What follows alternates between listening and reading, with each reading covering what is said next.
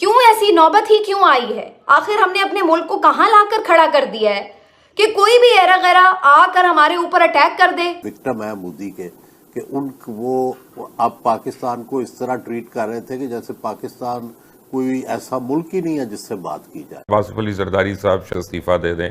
दादाजी, ये आसिफ जरदारी क्यों इस्तीफा दे रहे हैं? क्योंकि देखिए, फॉल जो है ना, कोई भी ये फॉल कभी भी जो फौजी लीडरशिप है ना, वो नहीं लेती। जैसे कारगिल में घुसना था, Asim Munir, frog marshal Asim Munir, field marshal Asim Munir, वो एक तरह से नेक्स्ट प्रेसिडेंट ऑफ पाकिस्तान बन सकते हैं।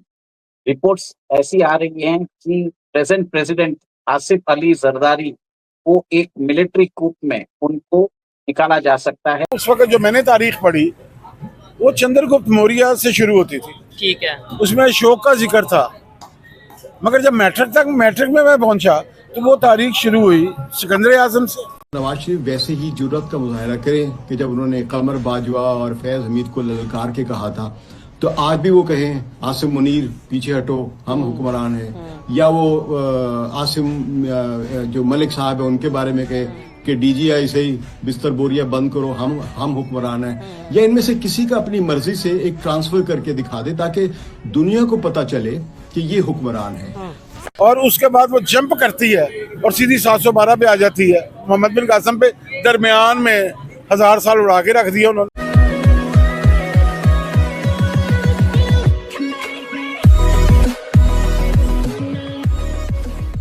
नमस्कार दोस्तों, अब यहाँ पर बात हो रही है कि जो सिचुएशन पिछले दिनों पाकिस्तान की हुई है, जो फजीयत हुई है, वो सारी चीज़ों को लेकर ये कहा जा रहा है कि भी हो सकता है कि आने वाले दिनों में उससे रेजिग्नेशन ले लिया जाए। और वहाँ तो ऐसा होता है कि पाकिस्तानी आर्मी जो चाहती है वो करवाती है, गवर्नमेंट तो बस पपेट गवर्नमेंट है। तो ऐसा कहा जा रहा है कि हो सकता है कि भी पाकिस्तान के प्रेसिडेंट जो है उसका रेजिग्नेशन ले लिया जाए और उस पर सारा ठीकरा फोड़ा जाएगा। इंडिया से जो कॉन्फ्लिक्ट हुआ, इंडिया ने जो मारा, ठुकाई की, वो सारी चीज़ों का जो, क्योंकि जैसे यहाँ पर वैभव बता रहे हैं, पाकिस्तानी आर्मी खुद पर कोई ब्लेम नहीं लेती। ठीक है, अगर आप ये कारगिल वाली सिचुएशन देख लो तो उसमें भी वही है कि अटैक किसने करवाया था, तो कि मुशर्रफ ने, सारा प्लानिंग उसका था।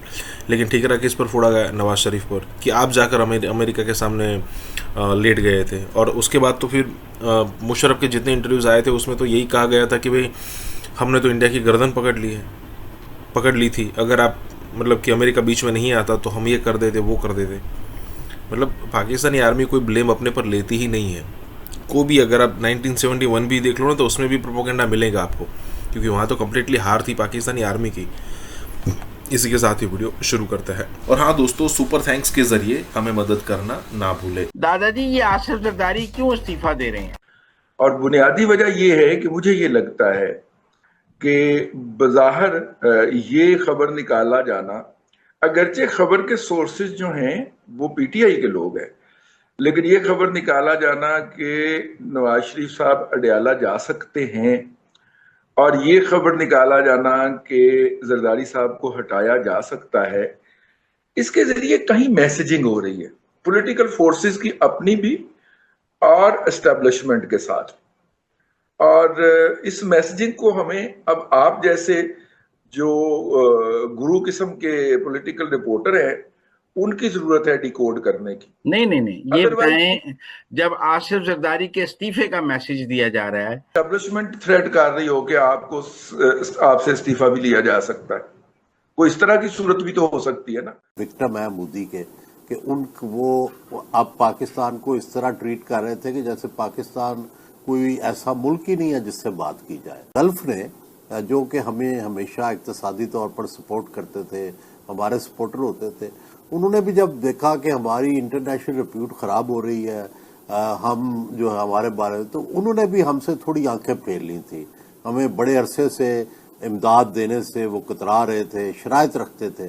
देखिए, इक्तिसादी तौर पर हम इंडिया से पीछे हैं, दिफाई बजट में हम पीछे हैं, टेक्नोलॉजी में हम पीछे हैं। जाहिर है हमें अल्टीमेटली उन्हें मैच करना पड़ेगा टेक्नोलॉजी में और इसी तरह इक्तिसादियात में। उनके पास कितने ज़खायर हैं और हमारे पास कितने हैं, कोई तकाबल ही नहीं है। तो आज की दुनिया में दिफा भी तभी मजबूत होता है जब आप इकानमी मजबूत हो, क्योंकि इकानमी से ही आपने दिफा बनाना। हमने खुद तो बनाने नहीं है जहाज़, JF थंडर भी चाइना और पाकिस्तान ने बनाए हैं, लेकिन जो जदीद तरीन असला है वो भी खरीदना पड़ता है। और अपने आप को जो अब आर्टिफिशियल इंटेलिजेंस है ये भी सारा आपको अपग्रेड करना पड़ता है। देखिए, इंसान 2 रोटी कम खा करके जिंदा रह सकता है, दिन की 1 रोटी भी जिंदा रह सकता है, बिना पानी के जिंदा कोई नहीं रह सकता। पूरी लाइफ लाइन है पंजाब की और सिंध की, वो इंडस वाटर ट्रीटी के ऊपर ही डिपेंड करती है। तो इनको जो है ना, ये बात समझाई गई वहां अमेरिका में, और ये लौट के आने के बाद इन्होंने फिर अपने कोर कमांडर्स के साथ और बाकी लोगों के साथ सर जोड़ के बैठे और इन्होंने भुट्टो को बोला, क्योंकि देखिए फॉल जो है ना, कोई भी ये फॉल कभी भी जो फौजी लीडरशिप है ना वो नहीं लेती। जैसे कारगिल में घुसना था, अब कारगिल का तो अब एनिवर्सरी भी, कारगिल विजय दिवस भी आने वाला है। कारगिल विजय दिवस और कारगिल की लड़ाई इस समय चल रही थी जब हम बात कर रहे हैं। कारगिल में क्या हुआ था, 600 बंदे मरवा दिए पाकिस्तान फौज के। और ये मैं नहीं, लेफ्टिनेंट जनरल शाहिद अजीज, जो गैंग ऑफ 4 जनरल्स के में से एक जनरल थे, जिनके बारे में मैंने आपको वीडियो भी दिखाया था, उन्होंने क्या कहा था कि भाई 600 कैजुअलिटीज हुई हमारी पाकिस्तान आर्मी की, और बॉडी सिर्फ मेरे ख्याल से हार्डली कोई 2-4 दर्जन क्लेम की गई होंगी, बाकी उनको क्लेम ही नहीं किया गया। उस समय सारे यहाँ दफन हुए, वहां माएँ आज भी अपनी छाती पीट रही हैं, पाकिस्तान के अंदर रो रही हैं, बिलख रही हैं, जिनके बच्चे मर गए वहां पे, पाकिस्तान के लिए मरे। लेकिन वो कारगिल में घुस गया, एडवेंचरिज्म कर दिया उसने। जब इंडियन आर्मी ने, इंडियन एयरफोर्स ने जब मिलकर इनको ठोका और जब इनका कब्रिस्तान बनाया कारगिल को, उसके बाद क्या बोले, उसके बाद बोले नवाज शरीफ को कि भाई तुम जाओ अब बिल क्लिंटन से बात करो, तुम जाओ अब सीज फायर करवाओ इंडिया और पाकिस्तान के बीच में। क्यों? क्योंकि फॉल मुशर्रफ नहीं लेगा, आर्मी चीफ नहीं लेगा, फॉल नवाज शरीफ लेगा, पॉलिटिकल क्लास लेगी। तो ये बेवकूफी नवाज शरीफ ने करी थी। नवाज शरीफ पहुंच गए पाकिस्तान की हुब्बुल वतनी में, वहां पहुंचे, वहां पे क्लिंटन से डील कराई, वॉर रुकी। जो उसके पीछे की साइंस है ना, बिलावल भुट्टो जो बोल रहा है, ये अब ये इस गवर्नमेंट को चाहते हैं कि ये फॉल ले। बुरी तरीके से जो पाकिस्तान की रियासत है वो घबराई हुई है इंडस वाटर ट्रीटी के कैंसिलेशन को लेकर के। Asim Munir, frog marshal Asim Munir, field marshal Asim Munir, वो एक तरह से नेक्स्ट प्रेसिडेंट ऑफ पाकिस्तान बन सकते हैं। रिपोर्ट्स ऐसी आ रही हैं कि प्रेजेंट प्रेसिडेंट आसिफ अली जरदारी को एक मिलिट्री कूप में उनको निकाला जा सकता है, और Asim Munir might become the next president of Pakistan. और ऐसा है कि आसिफ अली जरदारी भी कोई कम नहीं है, उसको भी बोला जाता है मिस्टर 10%, मतलब करप्शन का सरताज है। जब बेनजीर भुट्टो प्राइम मिनिस्टर थी तब उसको मिस्टर 10% इन पाकिस्तान बोला जाता था। चलिए वो सब तो पास्ट है, और मैं ये भी बता देता हूँ ये क्यों हुआ है। जुलाई 5, 1977 को जुल्फिकर अली भुट्टो को एक मिलिट्री कूप में वहां पे जिया उल हक ने बंदी बना लिया था, बाद में एग्जीक्यूट कर दिया था। डेमोक्रेसी का अंत हो चुका था वहां पे पाकिस्तान में, और सेम चीज मुशर्रफ ने भी किया था। अब ये काम वापस बताया जा रहा है आसिम मलिक करने वाला है, और आसिम मलिक इसके लिए करने वाला है क्योंकि पिल्लो रानी जो बिलावल भुट्टो ने बोल दिया है कि जो पाकिस्तान के अंदर जो टेररिस्ट है हाफिज सईद और जैश ए मोहम्मद के चीफ है मौलाना मसूद अजहर, तो हम भारत को हैंड ओवर कर देंगे। और उनका एक ही चीज है, पानी रिलीज करना चाहते हैं भारत के साथ, इंडस वाटर ट्रीटी को रीनेगोशिएट करना चाहते हैं, या उसको वापस जो भारत ने अबेंस में रख दिया है उसको, उसके ऊपर बात करना चाहते हैं।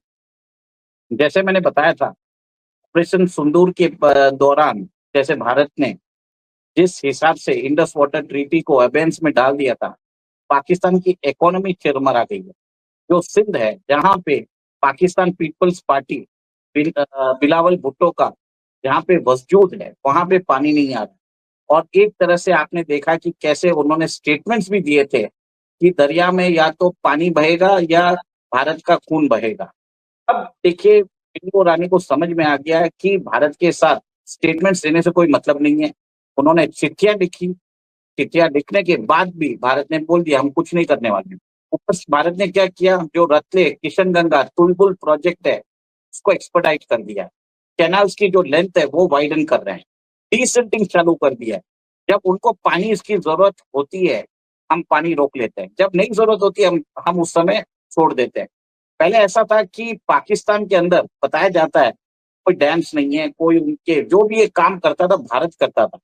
पाकिस्तान हमको इंस्ट्रक्शन देता था कि आज पानी छोड़ो, तो भारत छोड़ता था।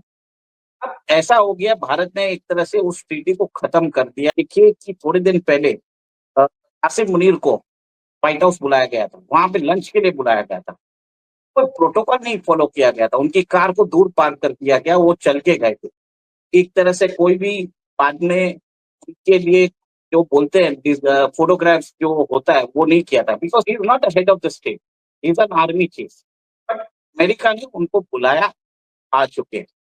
अब बताया जाता है वहां पे एक तरह से एक रूमर्स आ रही है कि जरदारी, आसिफ अली जरदारी और बिलावल भुट्टो वो प्रो चाइना हो चुके हैं और आसिफ मुनीर प्रो अमेरिका हो चुके हैं। और आपने देखा है कि कैसे वर्ल्ड लिबर्टी फाइनेंशियल, जो ट्रम्प की खुद की प्राइवेट कंपनी है, जिसमें उनके बेटे एरिक और डोनाल्ड ट्रम्प जूनियर का 60% स्टेक है, और जिसके जो प्रेसिडेंट है स्टीव विटकॉफ के बेटे हैं, उसके प्रेसिडेंट, वो पाकिस्तान गए थे और वहां मिले थे आसिफ मुनीर के साथ, और पाकिस्तान क्रिप्टो काउंसिल के साथ उन्होंने एक तरह से वहां पे उनके साथ सांठगांठ की है और उनके बीच में घनिष्ठ संबंध भी चालू हो गए। और ये देखिए बलूचिस्तान के जो रिसोर्सेस है, जो बताया जाता है $6 ट्रिलियन के हैं, और वहां पे जो रिकॉर्डिक माइन है, तो अमेरिका ने बोल दिया पाकिस्तान को, मुझे वो माइंस दे दो। अब देखिए रिकॉर्डिक माइंस जो है उसके अंदर कॉपर और गोल्ड के रिजर्व्स है, लिथियम के भी रिजर्व्स है। अब आपको मालूम है बलूचिस्तान में दूसरी जगह चाइना माइनिंग कर रहा है, और जो ग्वादर पोर्ट है पाकिस्तान के अंदर है, उसका कंट्रोल भी चाइना के पास है। अब दोनों जगह प्रॉब्लम चालू हुआ है, पाकिस्तान के अंदर चाइना और अमेरिका के बीच में प्रॉब्लम चालू हो गया। जो मिलिट्री है वो अमेरिकन लीडरशिप को प्रमोट कर रही है, जो पॉलिटिकल लीडरशिप है वो चाइना के साथ जा रहा है। तो ये कॉन्फ्लिक्ट के कारण आप देखेंगे मिलिट्री को इमिनेंट है, और बताया जाता है कि आसिफ जरदारी को रिमूव कर दिया जाए।